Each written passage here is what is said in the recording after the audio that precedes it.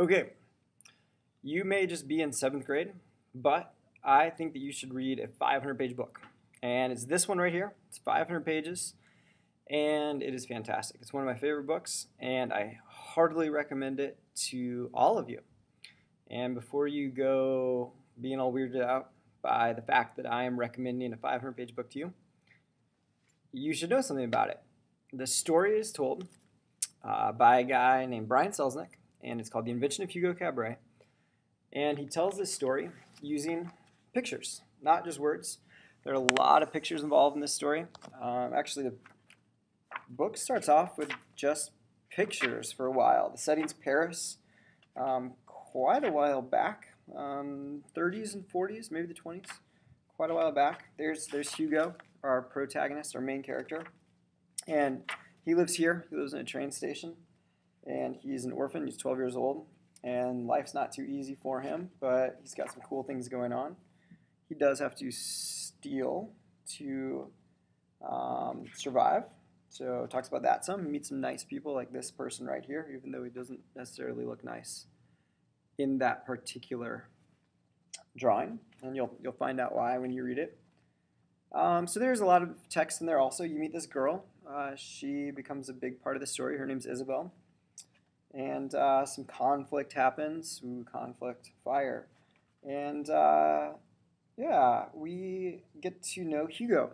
And we get to know he's an orphan. We get to know some things about how he became an orphan. But there's also a pretty big mystery. And Hugo tries to solve this mystery. And you kind of go along with him while he's trying to solve this mystery.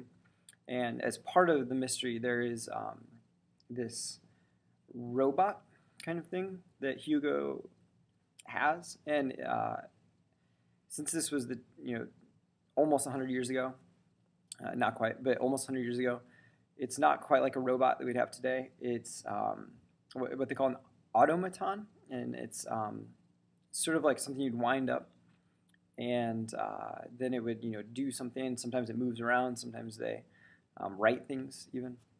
And so some of the mysteries wrapped up in that. And so I'm not going to give away really any more than that, but you should know that there's a cool mystery, and there is a bad guy. There's the station inspector who Hugo is always on the run from, which adds a little suspense to the story. But I love the way that this story is told using both words and pictures. And Brian Selznick, the writer and artist, does a great job of weaving them together. I really like that. Here's what I'm recommending to you right now, though. This book is becoming a movie. It's coming out in November 2011. Hi, people of the future, if you're watching this and the movie has already come out. I hope it's a good movie. I have no idea yet, but you can Google the trailer. I checked it out. It looks like it's going to be great. It's done by a guy named Martin Scorsese, or Martin Scorsese. He pronounces it differently than everyone else actually pronounces it. Like, everyone pronounces it Scorsese, but I think he actually pronounces his name differently. So anyway, famous filmmaker, a titan of filmmaking, is turning this book into a movie. It's going to be great.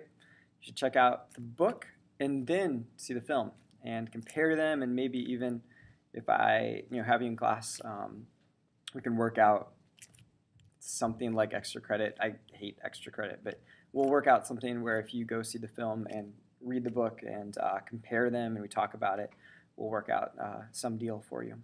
So great book, 530 pages, but I think you'll be able to handle it really easily because it does have so many pictures which help to tell the story really well. I think that's all I want to say about the book. It is kind of historical fiction. There are some real people that get involved in the story, so you can learn about some history stuff as well. And yeah, I recommend it. It's also won some awards.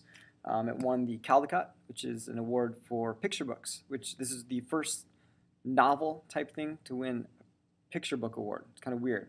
It's not exactly a novel. It's not a picture book. Actually, let me quote Brian Selznick on this. This is the author. He says, "It's not exactly a novel, not quite a picture book, not really a graphic novel or a flip book or a movie, but a combination of all of these things," which I think that is very cool.